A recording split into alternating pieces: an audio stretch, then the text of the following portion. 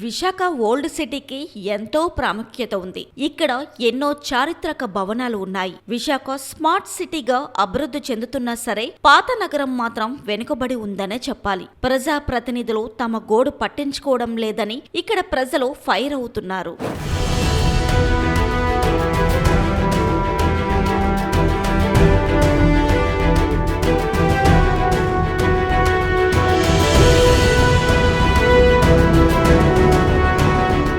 విశాఖ దక్షిణ నియోజకవర్గంలో 14 వార్డులు ఉన్నాయి. ఏ వార్డు చూసినా పారిశుద్ధ్యం ఘోరంగా ఉంటుంది. కాలువలు, గెడ్డల్లో ఎక్కడ చెత్త అక్కడే నిలిచిపోయి దోమలు వృద్ధి చెందుతున్నాయి. పలు ప్రాంతాల్లో ఇళ్లకు సమీపంలో విద్యుత్ వైర్లు ఉండడంతో ప్రమాదం పొంచి ఉందనే చెప్పాలి. చాలా ప్రాంతాల్లో విద్యుత్ వైర్లు పందిర్ల మాదిరిగా ఉండడం గమనార్హం. 34వ వార్డు కొబ్బరి తోట వంటి ప్రాంతాల్లో ఇరుకు వీధుల్లో ప్రజలు అవస్థలు పడుతూ జీవిస్తున్నారు. ఇక్కడ యూజీడీ మ్యాన్హోల్స్ కి ప్లాట్ఫామ్స్ లేకపోవడంతో ఎగుడు దిగుడుగా ఉండి పైకప్పులు కదులుతున్నాయి. ఇళ్లలోకి మురికి వ్యర్థాలు వచ్చేయడంతో దుర్వాసన భరించలేకపోతున్నామని స్థానిక మహిళలు ఆందోళన చెందుతున్నారు. మాకు చాలా ఇబ్బందిగా ఉందండి. డ్రైనేజీలు పొంగిపోవడం, వాటర్ అది ఇంట్లోకి వచ్చేస్తుంది. చాలా పేచీలు అయిపోతున్నాయి. దీని వల్ల మలేరియా, డెంగ్యూ ఏదైనా వచ్చిందనుకో పిల్లలతో ఉన్నాం. ఏ ఇబ్బంది వచ్చినా ఎవరో ఆదుకోవడానికి రావట్లేదు. మా వీధికి ఎవ్వరూ రావట్లేదండి. ఏ పని మీద ఓట్ల ఎలక్షన్కే వస్తున్నారు. ఓట్లు అయిపోయిన తర్వాత మమ్మల్ని ఎవ్వరూ పట్టించుకోవట్లేదు. మేము కోరుండి అడిగినా ఎవరు మాకు సమాధానాలు చెప్పట్లేదు. వస్తాం అంటున్నారు, రావట్లేదు. పిల్లలతో మేము చాలా ఇబ్బంది పడుతున్నాం అండి.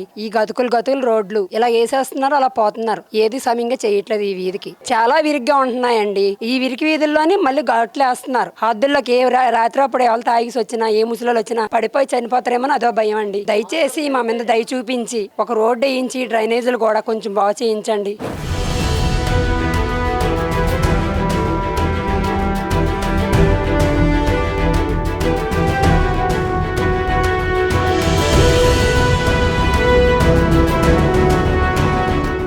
జోనల్ కమిషనర్ మల్లయ్య నాయుడు ఏం చేస్తున్నారని ప్రజలు మండిపడుతున్నారు. ఇక్కడి ప్రజలు లాండ్రీ, కిరాణా, రోడ్డు మీద దుస్తులు వంటి చిరు వ్యాపారాలు చేస్తూ జీవిస్తున్నారు.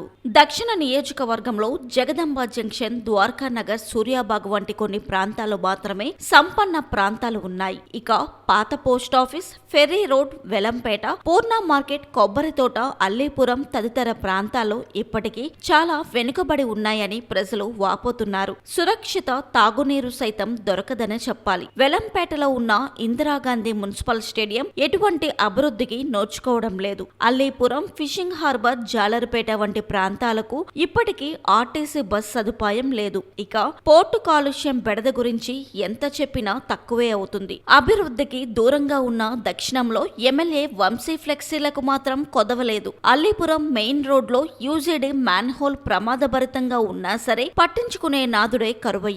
పుట్టినరోజు ఉత్సవాలు, సన్మానాలతో బిజీగా గడిపే ఎమ్మెల్యే వంశీ నియోజకవర్గం అభివృద్ధికి కృషి చేయాలని ప్రజలు కోరుతున్నారు.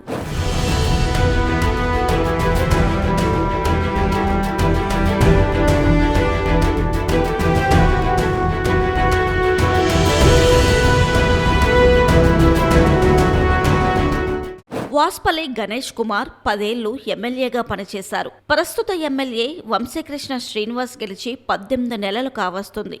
కానీ ఇప్పటికీ ఇక్కడ ఒక్క రైతు బజార్ లేకపోవడం తీవ్ర దుమారం రేపుతుంది. మిగిలిన అన్ని నియోజకవర్గాల్లో 2-3 రైతు బజార్లు ఉన్నాయి. ఇక్కడి ప్రజలు పూర్ణ మార్కెట్ లేదా వీధుల్లోని కూరగాయల దుకాణాల్లో అధిక రేట్లకు కూరగాయలు కొనుక్కోవలసిన దుస్థితి నెలకొంది. ఎక్కువ శాతం నిరుపేదలు ఉన్న నియోజకవర్గంలో రైతు బజార్ లేకపోవడం గమనార్హం. ఇక్కడ మాకైతే రైతు బజార్ గానీ ఏమీ లేదు. మేము ఎక్కడ రైతు బజార్కి వెళ్ళాలంటే కంచరపాలెం వెళ్ళాలి, ఓరసీ దగ్గరికి వెళ్ళాలి, లేదంటే రామకృష్ణ జంక్షన్ అక్కడికి వెళ్ళాలండి. ఇక్కడైతే ఏమీ మాకు లేదు. మాకు దగ్గరలో ఏదైనా ఒక రైతు బజార్ని అమలుపరచమని కూర్చున్నాం ఎమ్మెల్యే గారిని. మేము అప్పుడు ఇబ్బంది పడుతున్నాం. ఎక్కువ 1 కేజీ 200 ఇలాగైనా మరి మా యొక్క పావు కేజీలు, 1/2 కేజీలు కొనుక్కొని మేము అడ్జస్ట్ అవడం వస్తుంది. లేదంటే అక్కడ లైన్ కట్టుకొని తెచ్చుకుంటున్నాం, ఆధార్ కార్డులు అవి పట్టుకొని వెళ్ళి. గత 50 ఏళ్లుగా ఇసుకకొండ, అల్లీపురం వెంకటేశ్వర స్వామి దేవస్థానాలు, ఎల్లమ్మ తోటలో గల ఎల్లమ్మ దేవస్థానం ఆక్రమిత స్థలాల క్రమబద్ధీకరణ జరగక ప్రజలు పడరాని పాటలు మండిపడుతున్నారు. ఎమ్మెల్యే వంశీ వచ్చాక చౌల్ట్రీ, పాత పోస్టాఫీస్ రోడ్డు విస్తరణ మినహా ఎలాంటి అభివృద్ధి జరగలేదని ప్రజలు గగ్గోలు పెడుతున్నారు. ఈ యూజీడీ నిండడం వల్ల మాకు ఇంట్లోకి వాటర్ వచ్చేస్తుంది. భోజనాలు చేయడానికి కూడా చాలా ఇబ్బంది అయిపోతుందండి. మాది డౌన్ ఉండడం వల్ల వాటర్ అంతా వెనక్కి వచ్చేస్తుందండి. వర్షాలు కాదు, మామూలు టైం అప్పుడే నిండిపోతుంది. ఇది మొన్న మంగళవారం నాడే క్లీన్ చేశారు, అయినా మళ్ళీ వాటర్ అంతా వచ్చేసింది. కంప్లైంట్ ఇచ్చారు, మొన్న మంగళవారం నాడు తీయించామండి, అయినా మళ్ళీ నిండిపోయింది. అది బాగా డౌన్ ఏరియా, డౌన్ లేదు, లోపల పైకి ఉంది. జోనల్ ఆఫీస్కి వెళ్ళామండి, మా ఏరియాకే కంప్లైంట్ ఇమ్మంటున్నారు సచివాలయానికి. 6 నెలలకు ఒకసారి అండి, కానీ ఇప్పుడైతే వారం అవ్వకముందే నిండిపోతుంది.